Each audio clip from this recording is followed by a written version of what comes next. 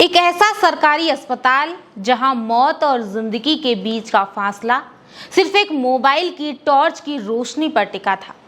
एक माँ operation theatre में है, उसका पेट खुला है, डॉक्टर टाँके लगा रहे हैं और अचानक चारों तरफ घना अंधेरा छा जाता है। वेंटिलेटर पर मासूम बच्चे हैं जिनकी हर सांस बिजली की एक तार से बंधी हुई है और अचानक वो मशीन बंद होने की कगार पर आ जाती है। ये कोई किसी हॉरर फिल्म की कहानी नहीं है, बल्कि राजस्थान की राजधानी जयपुर के जनाना अस्पताल की वो खौफनाक हकीकत है जिसने पूरे स्वास्थ्य सिस्टम को आईसीयू में लाकर खड़ा कर दिया है। नमस्कार, आप देखना शुरू कर चुके हैं the Khatak digital news channel. दोस्तों, जयपुर के चांदपोल गेट पर स्थित जनाना अस्पताल में गुरुवार की सुबह एक बड़ा ब्लैकआउट हो गया जिसने सैकड़ों मासूम नवजात शिशुओं और गर्भवती महिलाओं की जान आफत में डाल दी।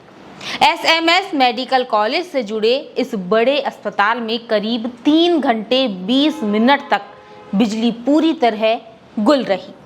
भीषण गर्मी के बीच भर्ती महिलाएं और उनके परिजन बेहाल हो गए और अस्पताल प्रशासन की लापरवाही साफ उजागर हो गई। ये पूरा मामला गुरुवार की सुबह करीब 10:30 बजे शुरू हुआ, जब अचानक पूरे अस्पताल की बत्ती गुल हो जाती है। बिजली जाते ही ग्राउंड फ्लोर पर लेबर रूम, ओपीडी, जांच केंद्र, वार्ड और गलियारों में पूरी तरह अंधेरा छा जाता है। यहाँ तक कि अस्पताल की लिफ्ट भी बंद हो गई। दोपहर 1:30 बजे के करीब जाकर कहीं बिजली बहाल हो सकी, लेकिन तब तक 3 घंटे से ज्यादा समय तक अस्पताल में हाहाकार मचा रहा। और इस दौरान सबसे खौफनाक मंजर ऑपरेशन थिएटर में देखने को मिला। पहली मंजिल पर स्थित मुख्य ऑपरेशन थिएटर में सिजेरियन ऑपरेशन चल रहे थे। एक गर्भवती महिला का ऑपरेशन पूरा ही हुआ था और डॉक्टर उसे टाँके लगा रहे थे और तभी अचानक लाइट चली गई।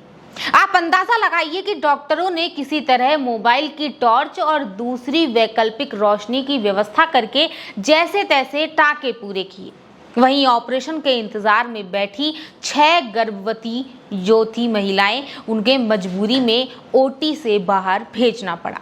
और इतना ही नहीं, अस्पताल के एनआईसीयू में इस समय 72 नवजात शिशु भर्ती है, जिनमें से 20 बच्चे वेंटिलेटर पर मौत से जंग लड़ रहे हैं।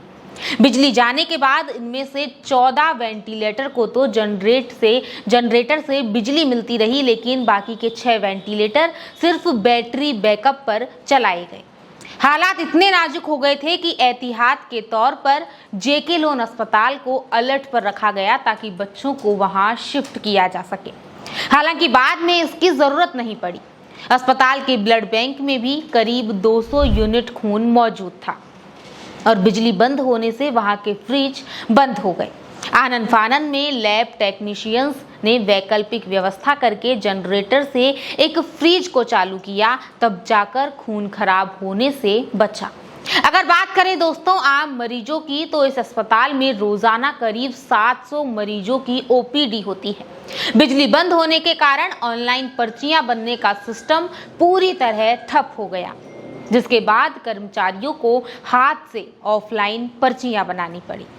डॉक्टरों ने भी हिम्मत दिखाई और मोबाइल टॉर्च की रोशनी में ही मरीजों को देखा, उनका चेकअप किया। बिल्डिंग सिस्टम बंद होने की वजह से ब्लड, यूरिन और बायोप्सी जैसी जरूरी जांचें टालनी पड़ी। वहीं मरीजों को भर्ती करने और डिस्चार्ज करने का काम भी पूरी तरह से प्रभावित रहा। लेकिन दोस्तों, सवाल ये उठता है कि जयपुर के इतने बड़े सरकारी अस्पताल में, जहां हर सेकंड जिंदगी और मौत का खेल चलता है, वहां बैकअप की इतनी लचर व्यवस्था क्यों थी?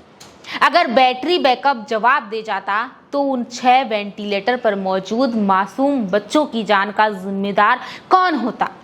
प्रशासन ने बिजली को बहाल कर दी है दोस्तों, लेकिन ये घटना एक बड़ा सबक है। आप कैसे देखते हैं इस पूरी खबर को? अपनी राय कमेंट में जरूर बताएं और इस मामले पर आगे क्या कार्रवाई होती है हम आप तक पहुंचाते रहेंगे। तब तक के लिए देखते रहिए आपका अपना चैनल द खटक।